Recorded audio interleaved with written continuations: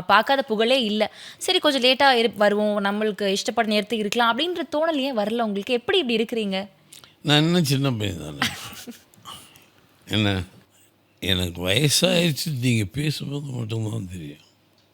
மற்ற I am still I got confident that I am ஒரு 21 இருக்கேன் நான் நினைப்பேன்.